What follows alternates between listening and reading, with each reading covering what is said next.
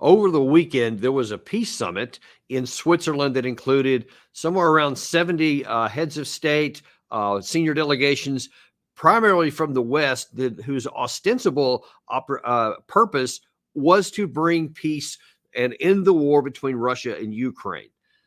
But as we talked about over the weekend with Colonel Jacques Beau, both before the thing happened and then again once that it had started, it was really pretty much dead on arrival. It had no rational basis for going on. And we now have somebody, now that the summit has been over and we've seen some of the fallout from it, some of the reactions from it, that has kind of been reinforced in a little bit stronger way. And the question is going to be, what now? What is going to be the fallout from this? Is there going to be any ramifications? Is there going to be any change policies? And there's nobody better to talk about that than former British diplomat Ian Proud. We've had on the show before. Ian, thanks for coming on today and welcome back to the show. Yeah, thanks, Danny. It's really nice to see you again. Thanks for inviting me. Really good to see you again, too. And I think the last time we saw each other was actually in person in London there at a dinner with several of our colleagues. An absolutely delightful evening. Sorry, but I reminisce at the wrong time here. Let's get into this here. So one of the first things that really jumped out to me was the fact that before the thing started was you had China said they're not going to come. You had several others, I think that was Brazil, that said they're going to come in an observer status only. So they were just kind of there in name only.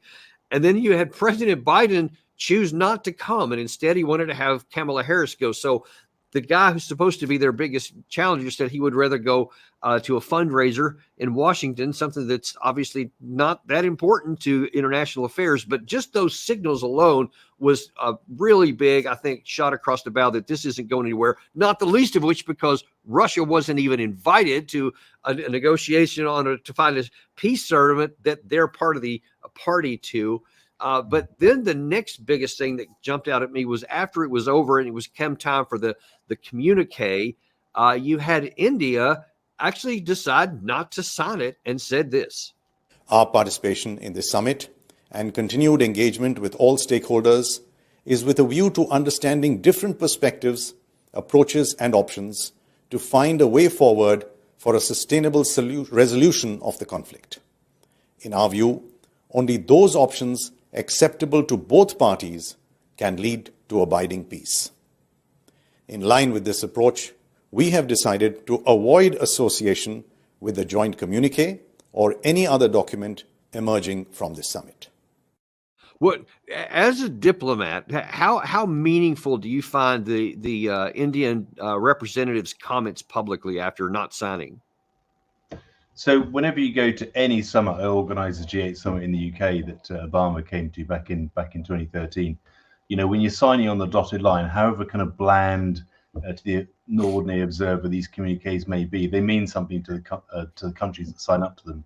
They're that country saying, well, I basically agree with everything that's said on this bit of paper. Now, if you're talking about some generic kind of global policy issue around sort of climate change or whatever it may be, so women's health and education, vaccines and that sort of stuff, it's kind of easier to kind of get away with the compromise text that you're not very happy with. But, you know, when it comes to the issue of the very toxic kind of Ukraine-Russia relationship in the context of the war, then actually Zelensky's effectively asking India to kind of agree to his version of the way forward on peace. And actually what India is saying and what other kind of countries, the BRICS countries in particular, so 9 of the G20 countries, that actually they want a peace process that actively involves both parties. If they're going to sign their name to a peace process, then you know, they want that process to involve both sides. And, you know, as we've all seen, the Swiss event was choreographed and organized explicitly to exclude Russia, you know, a key party to the war. But let me ask you this, from a diplomatic perspective on these kinds of things, whether it was this one or nearly any of the others, as you just mentioned there, it's my understanding that typically the people who are invited to it are going to have 75% understanding of what's going to be the outcome anyway. And so they're certainly going to know what they're going to be expected to sign on before they come. Yeah. So was either that not done, or did something materially change that would cause India to say, we're going to send a representative and then publicly say we're not going to sign it? That seems a little unusual to me. No, nothing changed. I mean, the problem was that there are two very different visions of how the event would unfold. There's the Swiss vision, and the Swiss vision kind of said explicitly on the kind of Swiss government website, you know, a peace process must involve Russia. A peace process without Russia is unthinkable. And from the Ukrainian perspective, this was an opportunity to kind of push Zelensky's so-called peace formula, you know, 3 points of which are completely unachievable: withdrawal of troops, territorial integrity, and issues around kind of global human rights tribunal. So there's already a conflict going in between, you know, what the Swiss wanted to use the summit for and what Zelensky himself wanted to use it for. And you know, the Indians went along as did other countries, but when they saw actually that even the very watered down you know, communique at the end, it's still very much kind of exclusionary in terms of, you know, putting all the blame on Russia in its very kind of limited and bland way, only focusing on the three of the topics. And they said, well, actually, this isn't really the kind of Swiss version that we signed up for. And so what do you think? And if you have any inside information from what some other diplomats have said, that would be really great to hear. But otherwise, just what does your experience tell you when this was announced? I mean, it was self-evident by the fact that it was exclusively going to or intentionally going to exclude Russia. So we knew before the thing even started that there was going to be any kind of negotiations or even come to any kind of agreement on the general outlines of a negotiation, like what happened in Istanbul in 2022. So what was the expectation? What was the hoped for outcome for the other countries that participated? I think it's clear what Zelensky wanted. I think it is anyway, that he just wanted people to endorse his vision of things. But what was the value of all these other countries to come when they knew Russia wasn't going to be there? Well, bear in mind that of the kind of 78 countries that signed, you know, 55 of those actually were, you know, from the European and the Western Alliance. There's only a very small number of non-Western Alliance kind of countries that attended and signed, like 27 in total. And leading up to the summit itself, Zelensky was on this kind of global tour trying to encourage people to come along. The Saudis only came at the last minute because Zelensky went to Riyadh just a few days before summit and saw Crown Prince Mohammed bin Salman. You know, he also engaged with the Argentinian president. You know, the key is to get them on board. There's this huge effort to kind of get like sort of Western, if you like, sort of focused countries to go, and even then they only secured 27. So I think actually some people came along because they were under pressure to do so, but when it came down to actually, you know, signing on the dotted line, they said, well, you know, we're happy to join the discussion, but actually, you know, we want a much more broad-based approach to peace. Now, you've mentioned a couple of times the watered-down communique, and I've heard that term used quite a bit on media. What about this communique? Well, what does it actually say, and what is it about it that you think is watered down? So diplomatic communiques tend to get watered down anyway. Just, you know, particularly the more countries you're involved, the more they get watered down. But actually, Zelensky's peace formula has like 10 points in it. I won't elaborate them all here. This only really kind of focused on 3 of those points: on nuclear security around the Zaporizhia plant, on food security, no access to the port so that kind of grain supplies could be shipped out to other countries, and on repatriation of kind of prisoners and the issue around kind of civilians that Ukraine claims have been abducted and taken to Russia. But, you know, the wording on all of those, you know, was very kind of very carefully kind of caveated.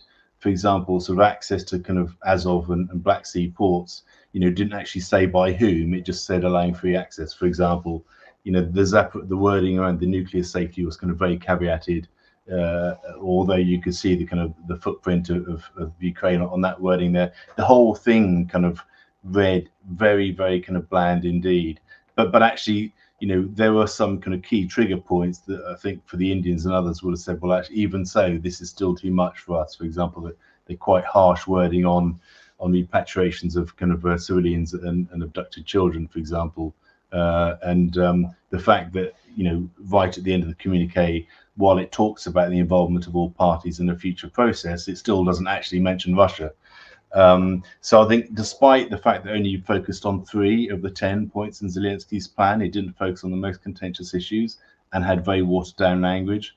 Even what they had some trigger points where kind of G20, so BRICS, global South countries felt they couldn't sign up to that. I see. It appears to me that one of the maybe I can even go so far as to say fatal flaws of this so-called peace summit heading in, aside from the most glaring one that it didn't include Russia, so that really meant that there was no possibility of having any kind of a settlement anyway. But the second part is it's frankly unclear what America's actual objectives are. I'm going to show you a couple of clips here in back-to-back here that really illustrate what the big gulf is from some of the most senior members of the Biden administration, what they're saying about what America's objectives in this whole process are. And then I'd just like your view on the backside of what you think it was, even before that. And then we'll see where we go from there. So first of all, this is Jake Sullivan, and he's talking about this is just a couple of days ago, maybe even yesterday, in light of the Swiss peace conference, what it's intended to do. President Zelensky has made clear, including here in Switzerland, that ultimately this war will have to be determined at the negotiating table. The United States' goal has been to put Ukraine in as strong as possible a position on the battlefield, so it is in as strong a position as possible at the negotiating table. It's up to Ukraine to decide when and how that occurs. Its strength at the negotiating table will be improved by what's happened here in Switzerland, because you have more than 100 countries and international organizations coming together to lay a foundation for a just peace built on a simple proposition. You cannot take territory by force. It says that in the United Nations Charter. It's at the core of international law. Ukraine's sovereignty and territorial integrity has to be respected. Okay, well, just on the first point there, anytime you say they're trying to find a just peace, that very much depends upon whose perspective you're saying just is. And as you put, we're going to show some of this in a minute. You just published something that kind of breaks down some of the key points, which we'll bring up in a minute. We'll look at that in more detail. But one of the things you say in there is that the way that Russia looks at this is not the same way that the Ukraine side looks at this. Yeah, no, exactly. So, I mean, there's almost a battle for kind of ownership of like the UN Charter. Clearly kind of Ukraine and Jake Sullivan are pushing on this idea that, Russia has kind of catastrophically breached Article 2 of the UN Charter by sort of interfering with kind of Ukraine's territorial integrity. But actually, no doubt that is kind of a strongly held view. But on the Russian side, that they feel that Article 2 of the UN Charter has been breached by the gradual encroachment of NATO, including into Europe, such that they felt that their sort of political identity was being threatened by, an outside military force. So, but both sides can argue like the UN Charter game, but actually one of the kind of things Jake Sullivan's trying to do there is to say that actually, in the Ukraine and the US are on the right side of the UN, but actually that point is very, very debatable. Right. Okay. So, and that's debatable. What's also debatable is America's objective in here. What Jake Sullivan specifically said was it is U.S. policy that Ukraine be helped on the battlefield so that it can be in a better negotiating position to get a negotiated end, which nearly all wars do. That's what he said, and that was yesterday on the 16th of June. On the 7th of or the 6th of June, just 10 days earlier, you had John Kirby explaining a very different objective for America. We have to stand up to aggressors. You can't let them just change borders by force. And we have done that. And it's not just the United States. 50 some other nations have helped Ukraine try to beat back this aggression. And you're right about Donetsk and Luhansk and Crimea. That is Ukrainian soil. And they have every right to claim that soil back. It's their country. And we want to make sure they have the tools to do that and the skills to do that. And we're going to continue to provide that kind of support. So then President Biden agrees with the 1991 Ukraine territory. Of course. Of course. So we want to help them to get a negotiated settlement, or we want to help them get back to the 1991 borders. Right, exactly. No, exactly. And actually, one of the things I also picked up from Jake Sullivan's comments was this idea that Zelensky's always made it clear that he sees an end to this at the negotiating table. He absolutely hasn't. He's actually made it illegal. He's made it illegal to talk to Putin, as the president of Ukraine. So he clearly doesn't, see the future in a negotiated settlement directly with Putin himself. So let me ask you this from a diplomatic perspective, whether it's the BRICS, whether it's from the G7, the G20, Western nations. how do people view this seeming contradiction in senior official statements of what America's policy and objectives actually are? Well, I mean, that's why kind of BRICS countries, G20 countries, i.e. non-Western G20 countries and global South countries have been turned off by this event, because they don't actually see it as something that's genuinely advancing the cause of peace in Ukraine. They don't see it as something that's seeking a solution where, you know, both parties to the conflict, being Ukraine and Russia, are sitting around the table together and talking about these really difficult and intractable kind of challenges that they face in fixing over the very, very long term their relationship.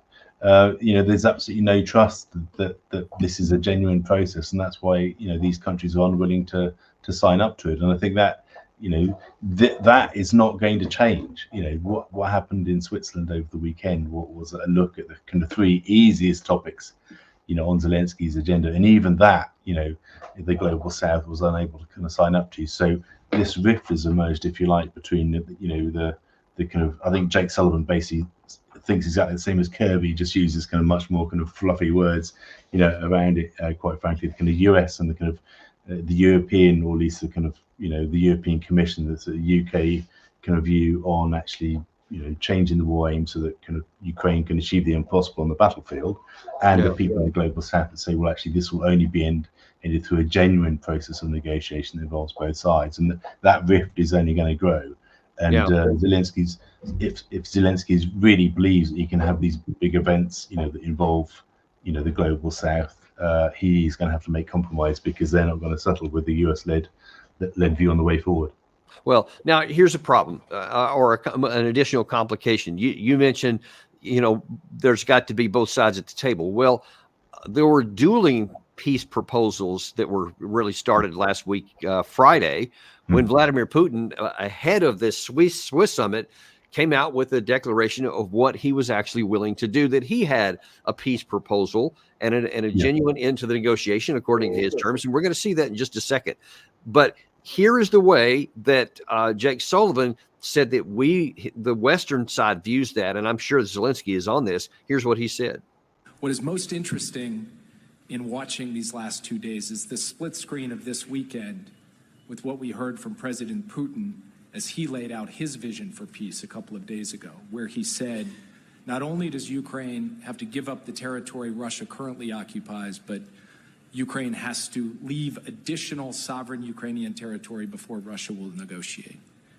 And Ukraine must disarm so that it is vulnerable to future Russian aggression down the road. No responsible nation can say that is a reasonable basis for peace. It defies the UN Charter, it defies basic morality, it defies basic common sense. Well, funny thing about basic common sense, about what it does or doesn't define. Before I make a comment about what I think that he's missing here, Jake Sullivan is missing, let's listen to what Vladimir Putin actually did say. The essence of our proposal is not some kind of temporary truce or suspension of fire, as, for example, the West wants. This is not about freezing the conflict, but about its final completion. And I will say again, as soon as Kiev agrees to a similar course of events proposed today, agrees to the complete withdrawal of its troops from the DPR and LPR in the Zaporozhye and Kherson regions, and really begins this process, we are ready to begin negotiations without delaying them. I repeat, this is our principled position. Neutral, non-aligned, nuclear-free status of Ukraine, its demilitarization and denazification. Now, back to what Sullivan said, I think that he is right in one sense, is that no nation would want to hear that, because Putin was unequivocal in what he said, the demilitarization, denazification, and basically he wants a neutral entity called Ukraine in between him and NATO.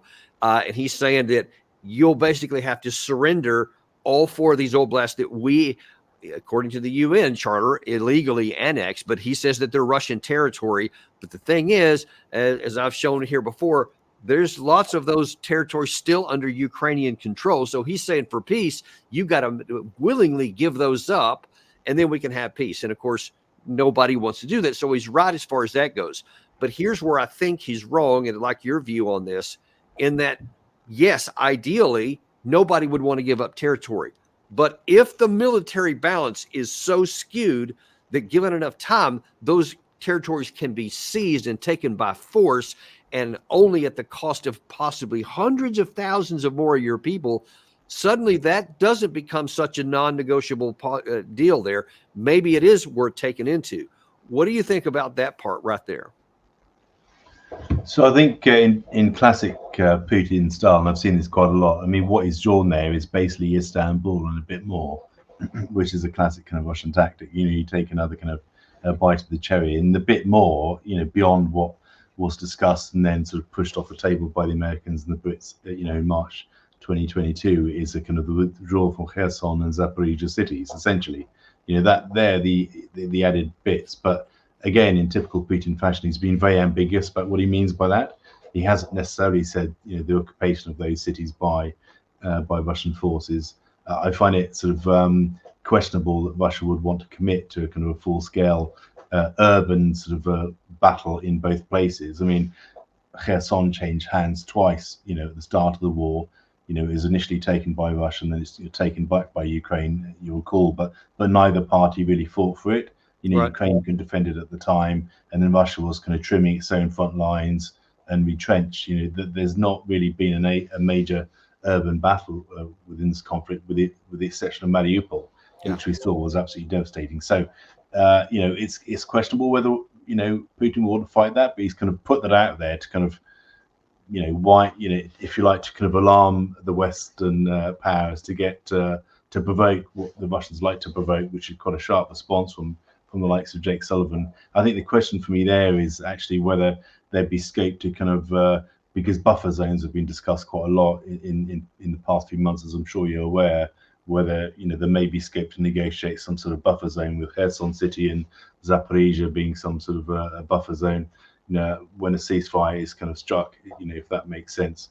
But the core of actually Putin's proposal is really the Istanbul Agreement. I mean, that's really what it is. You can throw away the denazification, which is kind of standard Russian propaganda, propaganda speak. I mean, what it's at its core is going back to the Istanbul Agreement and starting again from that as a basis.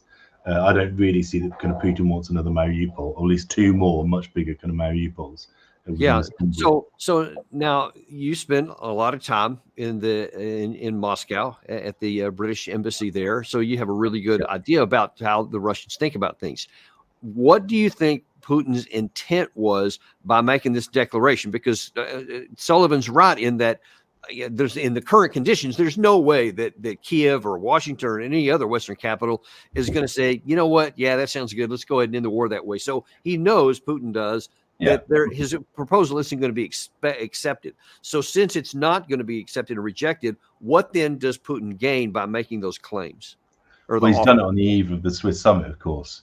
So he's caused a big distraction by doing so, and you know, he's caused that distraction for the kind of global South countries that are going to an event where there's no clearly defined kind of purpose or scope of what's being offered. You know, a very vague kind of communique is drawn out. I mean, people aren't so sold by the Zelensky plan. So Putin's saying, well, here you go. Before you go into that complete sort of fuzzy kind of mess, this is what Russia proposes, you know, even though they weren't actually invited. So it's a distraction technique partly, but it's also restating, if you like, that actually we're happy to kind of go back to the Istanbul format as a basis to start talks if Zelensky, you know, decides to pull on his seat and sit at the table again. And on that point, what is your understanding of the Russian mentality of negotiations, in that they put these maximalist demands up there, but the expectation that they're going to negotiate some of those things away? So is there genuinely a room to say, all right, let's take what you said, let's take what Zelensky said, and let's actually start having a dialogue and see if we can find, you know, minimize the distance between them? Is that possible? Yeah, no, I think so. And it certainly was in Istanbul, if you recall, where a lot of progress was made, you know, towards basically what Putin's just proposed, with a few extra bits being Kherson City and Zaporizhia kind of city. So, you know, the Russians will negotiate. They'll always want to negotiate from a position of strength, and they're in a much stronger position now than they were in March 2022, when they just started to suffer some major kind of battlefield sort of degradations. You know, given the Western weapons being deployed in that theatre. So yeah, they're in a stronger position now, but actually the starting point is not dissimilar to what it was, and they will drive a hard. I think long term, actually, Putin does want to see an end to this conflict, but he wants to do it on terms that he can live with as well, rather than having it forced on him by the West and by a president who he now considers to be past his shelf life, as his elected term in office has expired. Yeah, right. That's a challenge for both sides to try to figure out here. Now, at this point, it doesn't appear that either side has come. Well, maybe rephrase that. Anytime there's going to be a chance for genuine negotiations, both sides have to come to some point to where they're really close to agreeing that the war can't be won militarily and their objectives can't be gotten. But each side has maximalist objectives. And when they both recognize it's just not going to happen, now then you have a chance for having negotiations. We don't seem to be at that spot yet, as evidenced by what Secretary of Defense Lloyd Austin said just a couple of days ago about how much stronger the Ukraine side's getting. The Ukrainians have done a lot to fortify their defensive positions, and they're making good use of the weapons and munitions that they're being provided. And more of that will continue to flow in. And so, in my view, they'll get stronger as you know, time progresses. They're also doing things to mobilize more people and train more people. And so, the combination of those things, I think, will have a pretty substantial effect on the battlefield. But it will take some time to kind of play out. But the good news is that we have the means to continue to provide security assistance, and you'll see it continue to flow in a very meaningful way. Now, if the only public statement from the U.S. side had been the one from Jake Sullivan saying that our objective is to get them strong enough to negotiate from a position of strength to end the war, those might possibly go together. You could say, well, that's Austin just, you know, saying, hey, we're going to keep giving them weapons. So, you know, there's not a military solution for the Russian side. So you have reason to negotiate. But then you also have the John Kirby one saying, no, it's the 1991, and the Ukraine side wants to win and wants to outright militarily defeat Ukraine. And of course, that's being backed up by Zelensky, who seems to favor that one more about 1991, because I've not ever heard him say since before Istanbul. I will say that's one caveat. He's not said anything about any negotiated settlement. He still wants to win. So what then? I'm not clear what the message is, Austin, because he's talking about them getting stronger, and I'm just wondering, from a diplomatic perspective, from your ears there, how does what he says fits into what Kirby said, what Sullivan said, and what is going on the ground?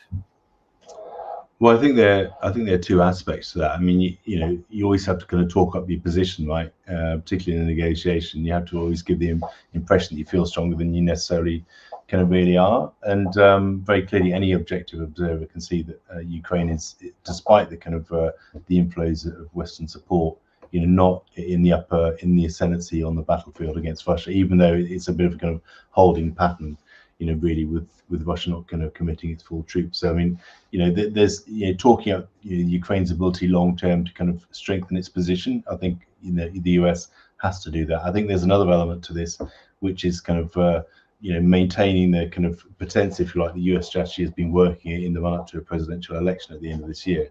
Because I mean, the worst thing for the Democrat Party is to be seen to have had a policy in Ukraine that has failed. I mean, it kind of it's a stalemate from now till November with this kind of drip feed of propaganda that Ukraine is getting stronger, our support is helping them, and eventually, their position will be strengthened. Is a better message than just outright defeat, frankly, before the election. So I think that's a pretense kind of has to be maintained. I mean, in terms of the kind of the space, if there really is a space in Sullivan, Kirby, and Austin, I really don't think there is. I think the explicit US position, has always been that actually they want to see a kind of a complete defeat of Russia on the battlefield. Clearly, Zelensky feels the same, even though no country, the US, EU sponsors and others can actually kind of help them to do that. But I think that's very clearly. See, and I think that confusion and those mixed messages are having a significant negative effect. So one of the things at this point, and again, if you can bring up that headline there, that from Ian's comments here, one of the things that you pointed out right up at the beginning was that you said the West makes up 2/3 of the signatories, and of the 82 signatories to the communique, 45 are European countries, including non-European members, and there were 4 European institutions and 5 other Western allies. Then you went on to say that makes up 55 countries and institutions. So that means there's hardly any outside of that.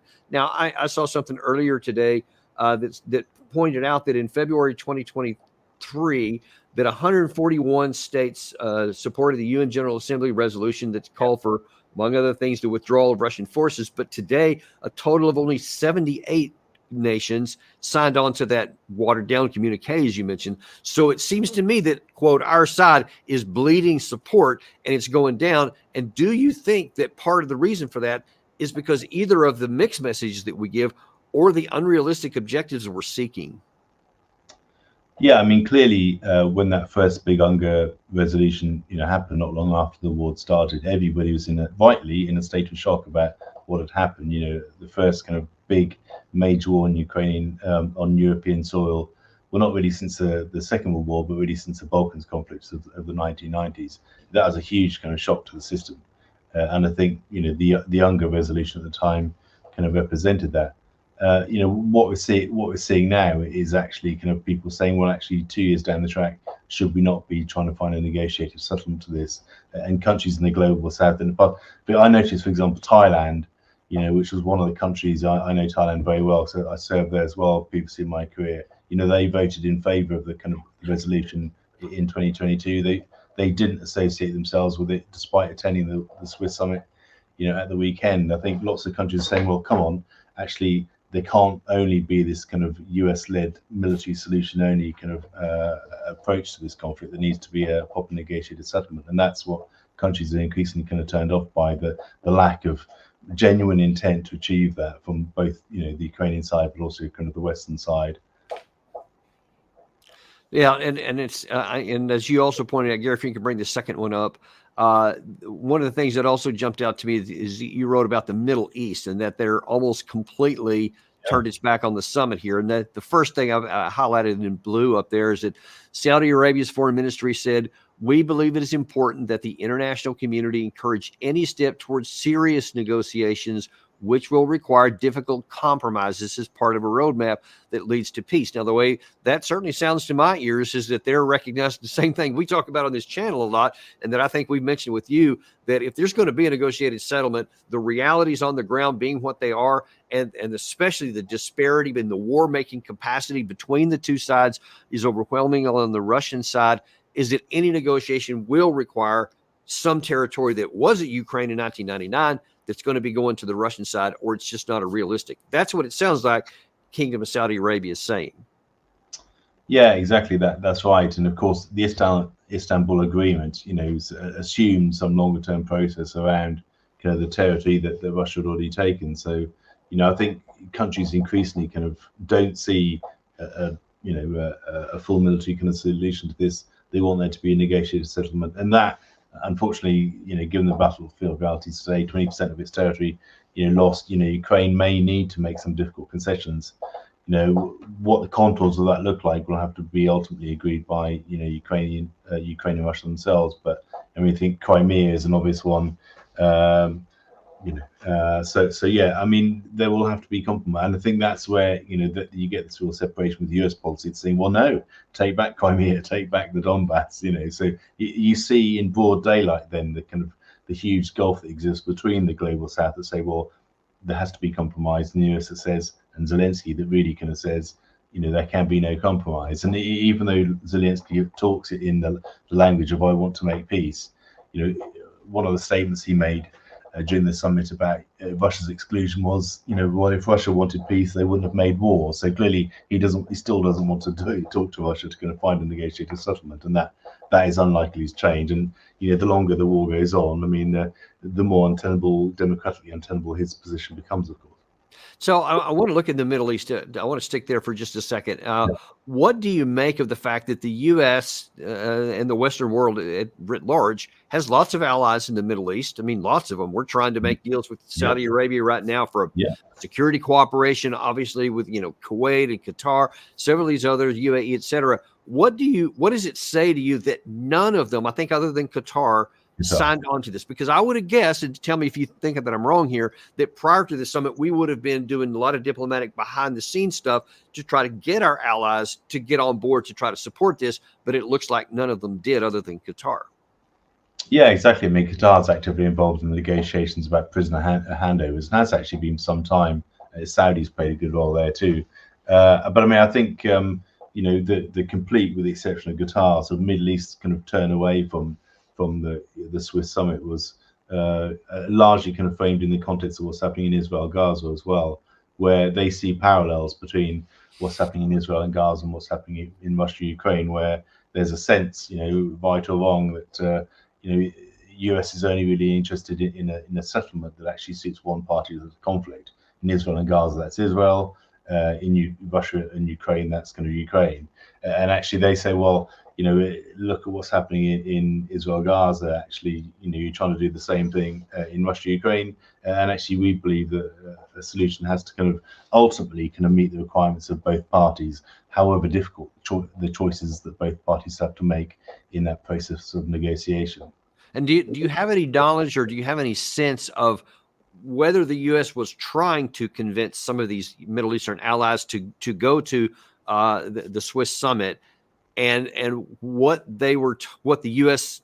negotiators were told as to why none of them agreed to do it, or was it what you just said there, or do you even know? Yeah, no, they would have been full bore. The British would have been too. I mean, the ambassadors in country would have been kind of lobbying hard for attendance. Obviously, Zelensky visited Saudi Arabia himself just a few days before the summit, and that actually saved a last-minute Saudi attendance, even though the Saudis didn't actually sign the agreement itself. There would have been very active lobbying, but I mean, that lobbying would have been very much, certainly from the US side, definitely from the UK side, kind of very much kind of push the Zelensky peace formula, this kind of 10-point formula, which sat at kind of one move from actually what the Swiss wanted to do, which was a much more kind of broad-based approach. So yeah, there would, without doubt, have been active US and UK lobbying. Well, that seems to me to say that our influence is both the US and the UK seems to be waning in the Middle East, that we can't get some of our allies to do what we want in a different region.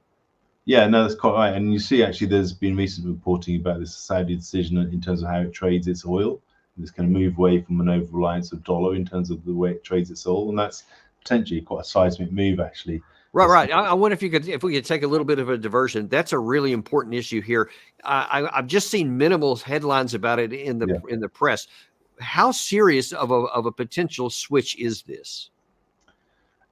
It's serious in terms of the long-term shift, away from over-reliance on dollar to trade in exports, of in Saudi's case, oil, mostly. And this is very much being driven by kind of Russia and China. They're saying, particularly on the back of the G7 decision to kind of lend Ukraine 50 billion, using the interest from the Russian stolen assets. It's 329 billion that's kind of mostly held in Belgium. That would have put the spookers up. People in Saudi Arabia and other countries are saying, well, actually, what if they steal our sovereign reserves as well? And you build up reserves by trading, and if you're trading in dollars, you build up dollar reserves, right? So actually you're saying, well, let's trade in other currencies instead to reduce that risk long term. Now, this isn't a kind of short-term risk to the US economy per se, because the US dollar is still by far the biggest kind of global reserve currency, but it's been losing its kind of status over the past decade slowly. It's still bigger by far than any other kind of currency in the world. But over the next decade, I think you're going to see increasingly the Saudi shift, could herald a shift, from other kind of trading nations in the global south towards kind of local currency transactions for their exports, and that could put a serious dent in the US dollar's position as a kind of global trading currency. Not now, not next year, but certainly over the next decade. And what that means, is upward pressure on US interest rates, because the less people trade in dollars, the less demand there is for dollars, the more sort of pressure that puts on interest rates, sort of pushing them up to kind of maintain the attractiveness of the US as an investment destination. That makes US debt harder to service. I mean, that's a big long-term game. It's not a right now thing. It's kind of long-term, but it's very much a kind of thing that the Russians and the Chinese in particular are pushing, and the Saudi move is actually very, very significant and one to be watched. Yeah, something that we need to be paying. It's basically a shot across our bow that I'm not sure we're paying attention to, because I think we still are of the opinion that we can do whatever we want and everyone's just going to fall in line eventually. But I think those days may be over. One other thing I want to look at here is, Gary, if you could put the last slide up there, the last headline there. I think there's the next one. Yeah, that one, I think. No, I apologize, Gary. It was the one you just had up there. If you could put that one back. Yeah. One of the things you said here there toward the end, you said a follow-up event in Saudi Arabia will put more pressure on Zelensky to compromise. Do you have any update on when that might be, or even if there will be a follow-up in Saudi Arabia? Well, I think the when people have been talking about later this year, sort of in the autumn time, as a possible. I mean, and I think the Americans will have something to say to that, particularly as they won't necessarily want it to be fouling sort of run up to the US presidential election. So the specific timing is up for grabs. Saudi seems to be the kind of place that the EU folks kind of favor. But let's see in terms of timing, in terms of substance. I mean, actually, I can't see there being any big step forward from this event if there's no change in focus of the summit. If that event, whenever it happens in Saudi, still excludes Russia, then I think it will be even less effective than this event in Switzerland. Now, I believe, correct me if I'm wrong, but I think it was China and Brazil said that they would be for a negotiated settlement at a peace conference as long as it included Russia. And might that be something joined in with the Saudi position? Well, yeah, I mean, the Saudis are quite clear that, they want all parties to be involved and for compromises, from both sides, to be made. So, if an event happens in Saudi and, the US and the Ukrainians still push on, not including, and the EU, I'm sure, would do so as well, not including Russia, then actually, there would be kind of less benefit to having the event than the event that's just happened, which achieved very little. So the pressure is going to grow, if not from the US, and certainly from sort of China, Brazil, BRICS countries, essentially kind of non-Western G20 countries, that actually, if you really want this other kind of moment in the spotlight where all the focus is on you, Zelensky, then actually you're going to have the Russians here as well. Otherwise, we're not going to kind of push ahead with this. Do you think that there's any risk that you could get China, Brazil, India, and Saudi Arabia to say, hey, we want to hold a peace conference and we'll invite both Russia and Ukraine so that we can discuss something? Is there any possibility that there could be enough momentum for something like that, that even without the United States, something could happen? Yeah, no, that absolutely could. In fact, as you know, kind of Brazil has its own, I mean, China's had its own kind of peace proposal for some time, which the Americans and the Europeans have done their best to kind of discredit. Lula da Silva now in Brazil has his own kind of peace plan. I think he's working that up partly in conjunction, with the Chinese.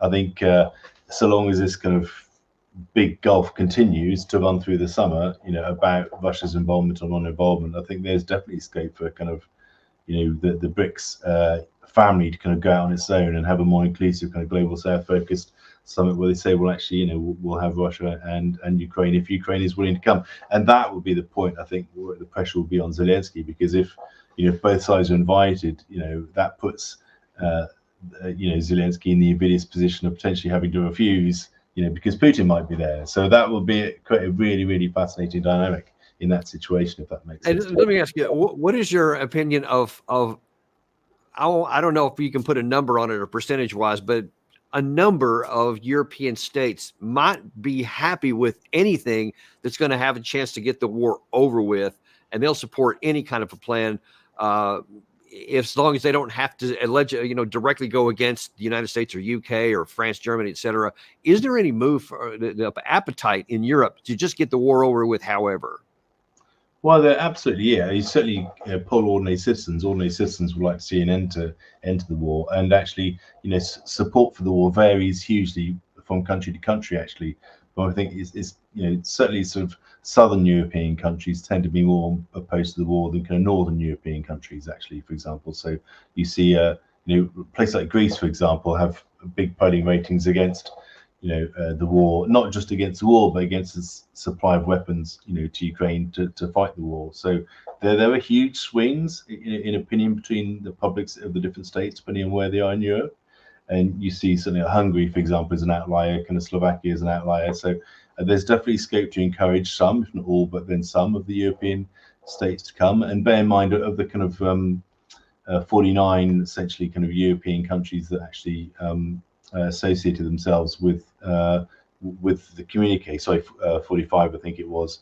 Actually, only 27 of those are EU member states. There are a whole bunch of non-EU member European countries, like Serbia's, for example, some of the Balkan states, Montenegro, North Macedonia, that might also be kind of encouraged to actually come to a separate sort of global South-led, BRICS-led kind of piece at the summit, which would be more tempting for kind of some of the EU members to step out from their little sort of family tent and actually join them as well. So that some really interesting dynamics that could play around. Yeah, we'll see how that works out, I suppose. Last question I want to ask you here is about how much is anybody thinking about what comes next? Like, say, when this war is concluded, by whatever means, by whatever deals end up being worked out, about thinking about what happens next. One of the things that Putin said late last week, in addition to talking about negotiated settlement or whatever, but he seemed to indicate that getting along between Russia and Europe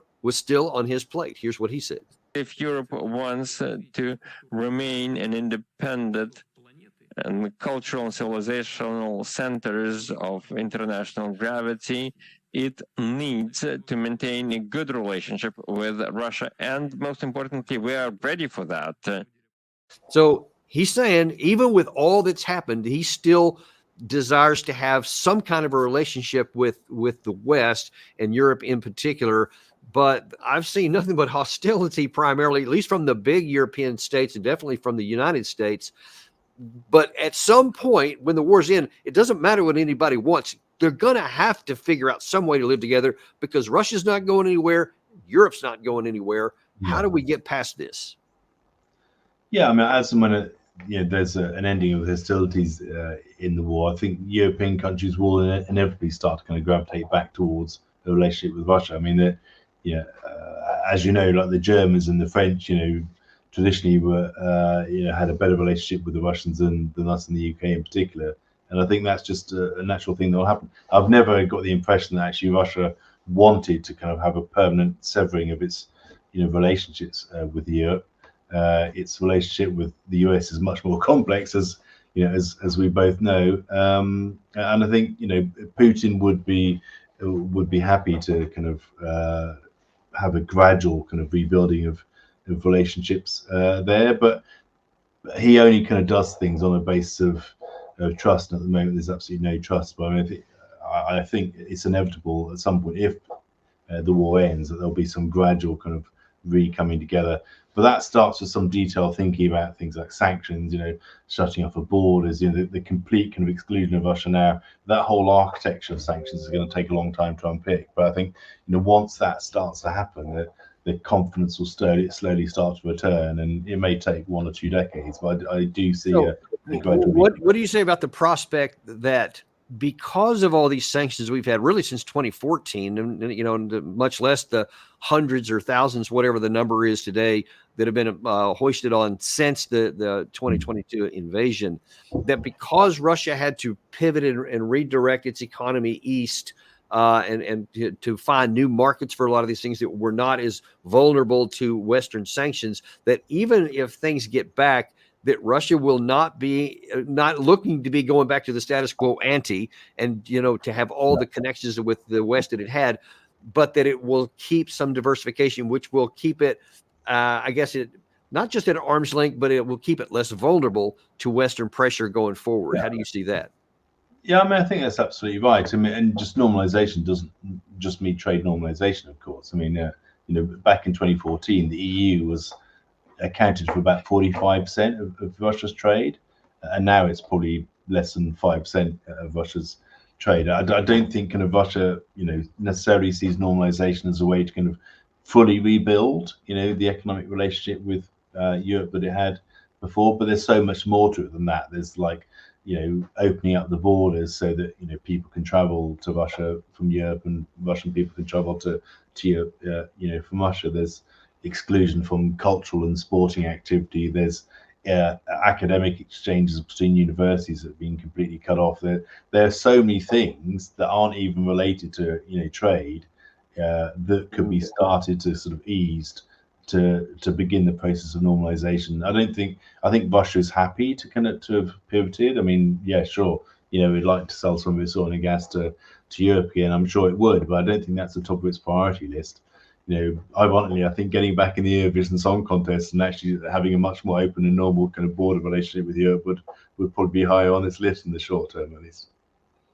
And you think that this is like if not a generational, probably a decades long process?